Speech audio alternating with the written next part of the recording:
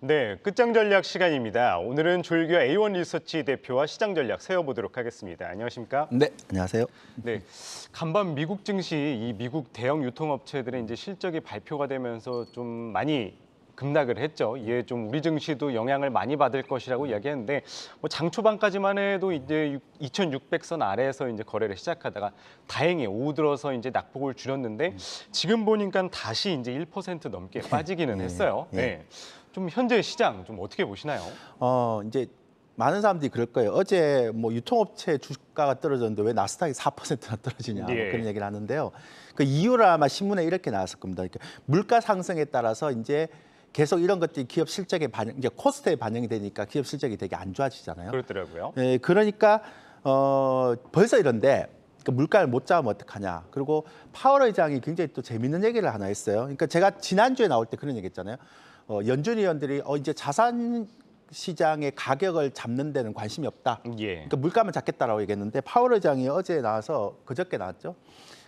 이제 블라드 총재하고 같이 나와서 어떤 얘기를 하는가 하면 인플레이션을 잡으려고 노력을 하겠지만 쉽지 않을 것 같아. 그래서 계속 노력하겠다. 뭐 이거는 예전에도 그랬으니까 뭐 그럴 수 있다고 생각해요. 근데 예. 중요한 얘기가 경기가 연착륙하도록 노력을 하겠지만 쉽지 않다. 또 이런 네. 얘기를 해요. 그러니까 이제 파월 의장의 경기에 대한 코멘트가 또 나오기 시작한 거예요. 그러니까 시장이 어떤 파월 의장이 그전까지만 또 고용 시장 괜찮다. 그리고 우리 아직까지 견딜만하자 이렇게 하다가 갑자기 또 그렇죠. 바꿔버리는 거예요. 네. 경기에 대한. 그러니까 시장이 또 경기에 대한 우려가 막 들어오는 거죠. 근데 저는 이걸 가지며 어떤 생각을 하는가 하면 그렇다 하더라도 고통이 있다 하더라도 상반기에 6월, 7월 달에 긴축을 좀 세게 해야 된다.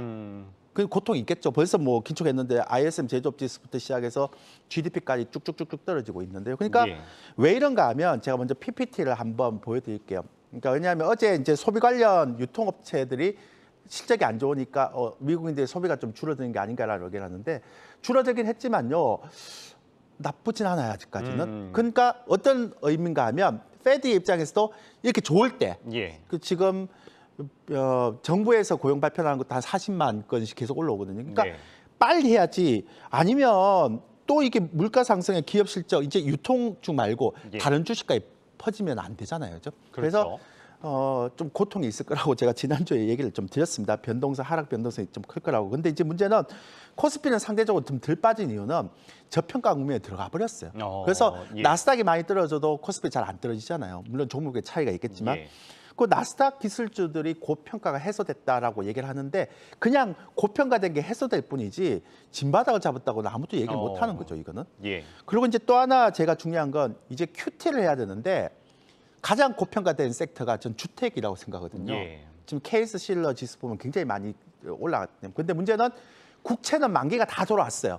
그러니까 만기가 안 된 것들을 팔 이유가 없죠. 근데 예. MBS는 만기가 된 게 별로 없어요. 그러면 이거 생으로 팔아야 되거든요. 그럼 MBS 팔면 모기지금은 올라가잖아요. 예. 그럼 국채가 또 떨어지거든요. 그러니까 자산 가격이 지금 계속 리밸런스 된, 그러니까 계속 거품이 빠지는 형태이기 때문에 이런 형태에서는 지수가 급반등하기는 쉽지 않죠.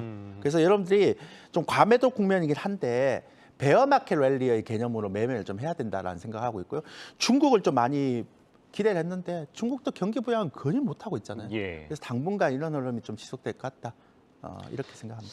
이 최근에 또 어떤 기사를 보니까 이 미국 주식 시장이 이제 지난 2000년대 이 닷컴 버블 때랑 좀 유사하다. 그래서 좀 지금이 이제 거품이 빠지는 과정이다. 좀 이런 이야기가 나오는데 좀 어떻게 보세요? 근데 이게 되게 재밌는 얘기인데요. 갑자기 이제 좋은 의견인데 예.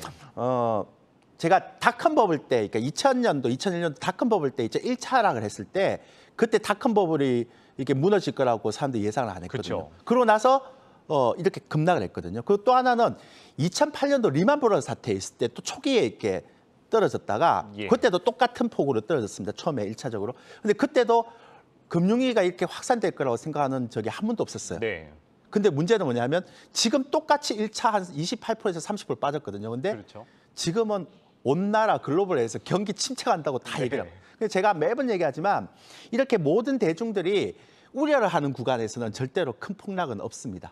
그러니까 경기는 좀 늦게 나오죠. 그래서 저는 경기 침체는 내년에 올 것이다. 근데 올해 당장 너무 경기 침체에 대한 걱정하는 목소리가 커서 그 부분은 사실 걱정 안 하고 있습니다. 네. 네. 그렇다면은 좀 우리 시장 매매 전략을 그러면 어떻게 가져가는 게 좋을까요? 최근에 제가 우리 시장을 보면서 저 나름대로는 이제 앞으로 원래 이제 시장이 이렇게 떨어지면 예. 좀 잘 견디고 선전하는 종목들이 있고 그다음에 앞으로는 이거는 나중에 미래의 주도주라고 생각하는 종목이 있잖아요. 예. 이 정도로 잘 견디면 좀 갈 거다라고 생각을 하는데 그 종목을 제가 꼽아봤거든요. 근데 지금 2차 전지 소재하고 예. 그다음에 친환경 재생에 이거는 이제 올라가지 못하는데 굉장히 잘 견뎌요. 그리고 인프라 관련주 뭐 이제 우크라이나 전쟁 끝나면 이것도 재건 사업도 해야 되고 바이든 관련 인프라를 이 세 개 말고는요. 제가 좀 죄송한 얘기인데 뭐 아까 엔터도 그렇고 PCB도 그렇고 계속 고점에서 못 올라가고 있고요. 맞습니다. 그러니까 사실은 좀 죄송한 얘기인데 못 찾겠어요. 어. 그리고 또 하나는 이게 예전에는 좀 다르게 지금 어떤 형태인가 하면 시장이 막 어느 정도 이렇게 떨어지면 종목들이 어느 라인에서 딱 멈춰요. 예. 근데 다시 올라가잖아요. 근데 어느 고점에서 딱 또 멈춰요. 그 저는 제 예상이 맞다면 7월까지는 그냥 이런 하락 변동성만 있는 계속 그런 된다. 장세가 올 것 같다. 근데 매매하기 굉장히 힘들죠. 맞습니다. 파생을 하시는 분들도 아마 이게 아시겠지만 파생을 하시는 분도 매매하기가 너무 힘들어요. 왜냐하면 연속성이 떨어지거든요. 예. 그러면 단타 말고는 없는데 단타는 또 쉽지가 않아요. 그렇죠. 그럼 저는 여러분한테 이 얘기를 어떻게 하는가 하면 이렇게 떨어질 때는 향후 미래에 어떤 그러니까 이 바닥이 잡혔을 때 돌아설 수 있는 섹터를 발굴하고 예. 지금은 좀 매수를 좀 관망하는 게 필요한데 계속 뭔가 종목을 자꾸 찾아서 자꾸 매매를 맞습니다. 하려 그러면 진짜 여러분들 기회가 왔을 때는 안 되거든요. 근데 이런 얘기를 하면 사람들이 또 되게 좀 싫어하는 것 같아요. 저는 제가 이게 오랫동안 해본 경험은 이럴 때는 나중에 미래에 잘 갈 수 있는 섹터를 좀 찾은 형태고 예. 관망을 해야 된다고 봅니다. 그 어떤 거냐? 2차 전지, 친환경, 인프라, 그러니까 친환경 재생에너지 인프라 관련주. 그러면 근거가 뭐냐? 아까 인프라 관련주는 재건한다고 예. 그랬죠. 제가 보니까 글로벌 트렌드가 좀 변화하고 있는 것 같아요. 처음에 트럼프가 있을 때는 무역 전쟁을 했잖아요. 예. 그다음에 이제 이게 기술 전쟁, 패권 전쟁으로 갔다가 이제는 에너지 전쟁으로 옮긴 것 같아요. 맞습니다. 사우디가 이제 위안화로 이렇게 결제를 한다는 얘기부터 네. 시작해서 에너지 패권이 이게 중심이 되거든요. 그리고 워런 버핏도 보면 최근에 에너지 관련주, 뭐 예. 애플도 샀지만 그런 쪽 굉장히 많이 들어가고 있어서 저는 이런 쪽이 되지 않을까. 그래서 앞으로는 에너지 관련하고 친환경, 재생에너지 쪽에 갈 것 같고요. 그다음에 2차 전지는 완성품보다 소재. 제가 예. 계속 이렇게 오프라인이나 아니면 다른 쪽에서 얘기하는데 한 2년 되면 우리나라 반도체 시가총액보다 2차 전지 시가총액이 더 커질 것 같아요. 네. 지금도 안 들어지잖아요, 소재 같은 맞습니다. 경우는. 그러니까 요 세 가지가 제가 좀 눈여겨보는 종목인데요. 종목은 제가 차차 찾을게요. 지금 자신이 없어요, 시장 때문에. 네. 그래서 제가 나중에 시장이 좀 안정화되면 요 섹터에서 종목들을 골라오겠지만 지금은 좀 관망하자. 제가 도저히 이 종목을 발굴해도 크게 수익을 낼 자신이 없는 장이라서 그러니까 여러분한테 종목은 조금 있다가 좀 알겠습니다. 안정화되면 제시해 주는 걸로 네. 하겠습니다. 아니, 내일 이제 조 바이든 미국 대통령이 이제 방한을 하는데 네. 뭐 반도체다, 뭐 자동차다 좀 주목받는 게 많은데 좀 대표님이 보시기에는 그래도 좀 눈여겨봐야 할 거 뭐가 있을까요? 저는 뭐 별로 없었다고 봅니다. 그러세요? 예, 왜냐하면 네. 그게 저도 이제 방한해서 나오고 이제 미국에 공장 짓는다 그래갖고 개인적으로 계속 봤거든요. 그 네. 부품주도 보고 스웨스도 계속 보는데 시장에서 반응을 안 해요. 그래갖고 제가 계속 이쪽 섹터만 보는 이유가 예. 그 이슈하고 상관없이 계속 이쪽 이슈만 잘 걸리니까 이거는 그 이슈가 영향이 좀 별로 없는 것 같다라고 생각을 하고 있는 부분이라서 죄송합니다. 그렇다면 한 가지만 더 여쭤볼게요. 네네. 아까 2차 전지랑 환경, 뭐 인프라 뭐 말씀 예, 주셨어요. 근데 이제 변동성이 심하기 때문에 좀 관망을 해야 된다 이렇게 예. 또 이야기를 해주셨는데 예. 그러면 좀 언제 들어가면 괜찮을까요? 제가 지난주 나올 때 좀 조심스럽지만 지난주 나올 때 이렇게 얘기했어요. 네.